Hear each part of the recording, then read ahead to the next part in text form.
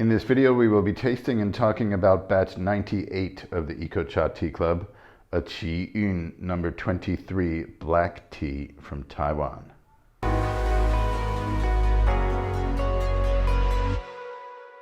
Batch 98 of the EcoCha Tea Club is a Qi Yun number 23 black tea from Taiwan, also referred to as Tai Cha number 23. And it is one of the more recent cultivars created by the Tea Research and Extension Station here in Taiwan, part of the Department of Agriculture. They previously created and promoted the Tai Cha number 18 Hong Yu, or Red Jade, which has become popular. And about 5 years ago, this number 23 was introduced, and it's gaining popularity rather quickly just in the last couple of years. We hadn't heard about it until last year. Our friend and source of our Jinshen Oolong and Cui Oolong in Songboling, Nantou County, has a tea farmer friend who has planted a crop of it about 2 years ago, almost 2 years. This spring will be a full 2 years ago, and procured a very nice batch of tea from him from summer 2023 harvest, this batch of tea. Nice in the sense that the leaves are young and uniform and processed with care and finesse. And when we tasted it, decided that number 23 is definitely worth sharing and representing and letting people know about. So here we have it. It is a small leaf type of black tea, as opposed to Hong Yu, or Red Jade number 18. That is a large leaf type. The Taiwan Shan Cha, which is now being called Ziya, or purple bud, or purple sprout. When the leaves just sprout, the leaf buds are purple in color. Those are all large leaf, as is Assam tea, and the majority of black tea that is produced around the world are of the large leaf type species. Oolong tea is mostly made, or almost always made, from small leaf type tea trees. The classic one is Qingxin Oolong, there's Qingxin Ganzai, there's Ui, and more recently we have Jinshen Tai Cha number 12, Cui Yu Tai Cha number 13, Four Seasons Spring. All of those are in the small leaf type categories. So this is new and unique in the sense that it's a small leaf type tea tree, but the tea that brews from these leaves is very similar to a large leaf type black tea. Large leaf type is generally considered to be the better choice for quality black tea. Large leaf has the qualities of being more dry in its finish, kind of a stronger tea character to it, just a little bit more punch and bite to its flavor profile. Small leaf type tea leaves, when made into black tea, tend to be very sweet and fragrant, really can be quite delicious. Hong Oolong is one of the more recent hybrid processing methods, combining black tea processing with oolong tea processing, that really has a wonderfully complex and interesting flavor profile. So small leaf type black tea is legit, but among black tea lovers, I think the large leaf would win out. This may change things, a small leaf black tea that acts like a large leaf black tea. How does it act like it? Well, it does have that dry character. It has something heartier, and it's in the finish, I would say, is where I notice it most. And then along with that, it has a really complex aromatic and flavor profile that represents the small leaf type that it actually is as a tea tree. I want to take a sip. I brewed a little over 9 grams, I think 9.5 grams of tea in this 180 milliliter teapot. So we recommend a 1:20 ratio, or even a little bit less. I find, or have found in brewing these tea leaves, that not brewing it so strong gives it more complexity, and the aromatic qualities are more obvious and distinct. The stronger you get, the stronger the more concentrated the flavor will be, but it gets a bit muted, and the aromatic qualities are not so evident. Okay, first brew I did, so that's 9.5 grams of tea, 180 milliliters of water, boiling temperature water. First brew is 40 seconds, second brew 30 seconds, third brew back to 40 seconds, fourth brew 50 seconds, and the fifth brew was 1 minute. So 40, 30, 40, 50, 60. These leaves are young and tender, they're curled leaf, they brew quickly. And again, over brewing will also compromise the complexity in the aromatic and flavor profiles. The tea is now room temperature. When this tea was introduced to us, our friend who we purchased it from said that it has an orange note, and we noticed that, and since we brought it home and have been tasting it, it's bergamot. I mean, it's like a natural bergamot flavor in this tea. It's quite amazing. Some warming spices. I think I used allspice in the flavor notes description. So it's a citrusy, very fills your nose with this kind of citrus bouquet. But then there's this kind of spicy underlying note as well. Second brew.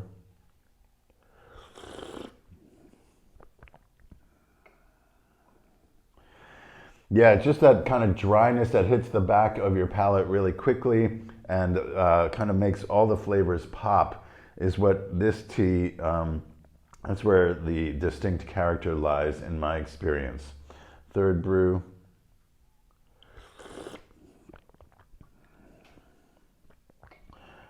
Getting kind of excited about sipping here. We can see from the color of the tea also that it's well made. It hasn't been oxidized to the point where it got really dark and dense. It's translucent in this kind of beautiful bright orangey color. Okay, so the background of this strain is that a Japanese professor took seeds from An Hui Province, Qimen in An Hui Province, mainland China, and worked with them, breeding them for many years. And then the Tea Research and Extension Station built on his research. I believe the professor was based in Taiwan. And then the Tea Research Extension Station used that research and continued it and came up with the ideal strain from that origin of tea. Fourth brew. Holding its own, it seems to brew really steadily.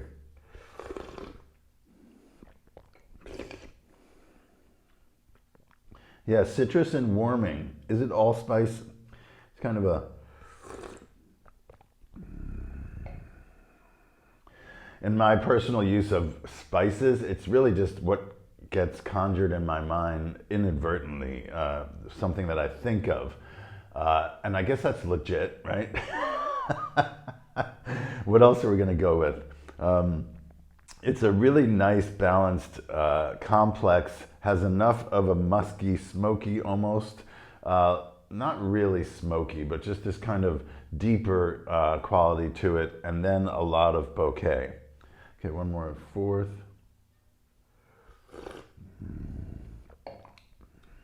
And a little bit of the first here. Yeah, the first brew is a little thicker, a little bit more malty. This is not an overly malty black tea. It's much more complex and light and bright.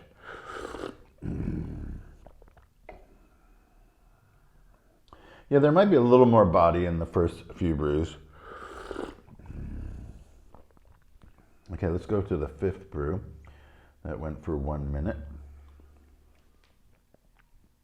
Really lovely color and translucence. It's got a lot of transparency to it. I can see right to the bottom of my cup here.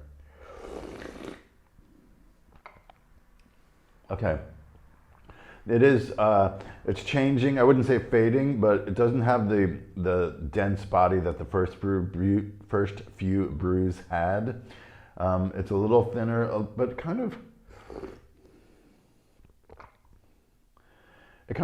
it makes the citrus quality more pronounced. in my experience. Okay, this is the first 4 brews altogether.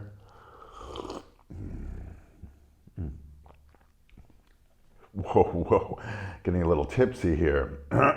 Excuse me, I didn't spill. Oh, just 1 drop. Recovery. I was a little bit swooning.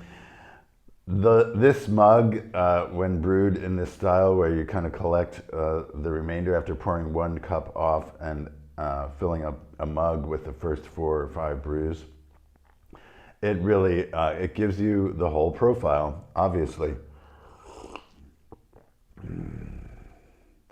What I'm saying is I think I like this mug better than all the individual brews, maybe because it's got all of them in it and is representing all the qualities that went through the successive brews.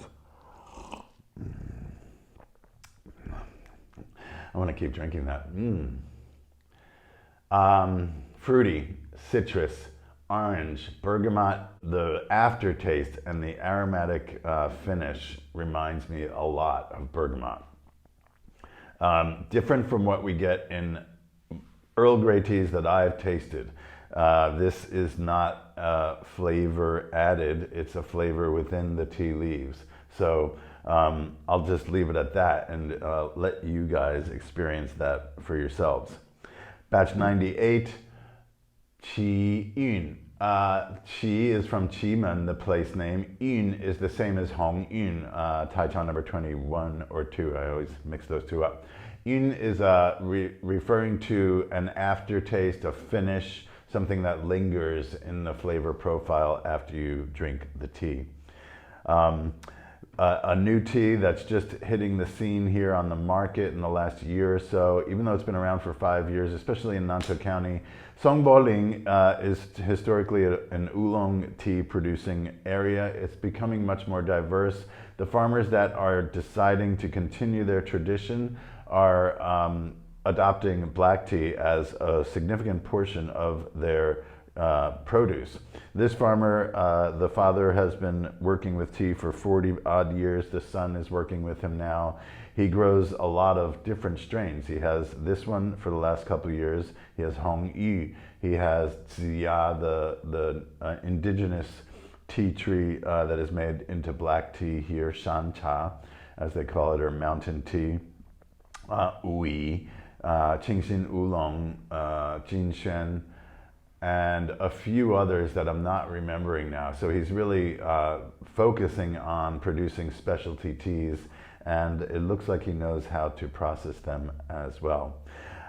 This is the month of January. Lunar New Year is February 10th, I believe. So we sent our Lunar New Year gifts with this batch of the Tea Club because February's batch will arrive after the New Year.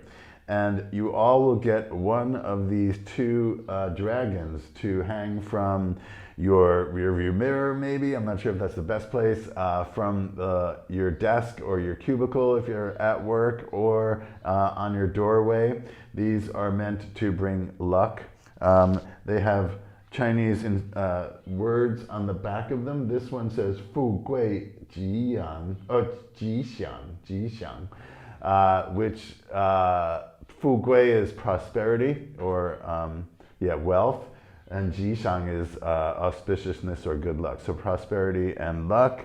This one says Long Xing Da Yun, dragon's luck, basically Long Xing, and big luck, Da Yun. So all the best to you in the year of the dragon starting next month, and let us all have a year of luck, good fortune, and prosperity. Happy New Year. 新年快乐.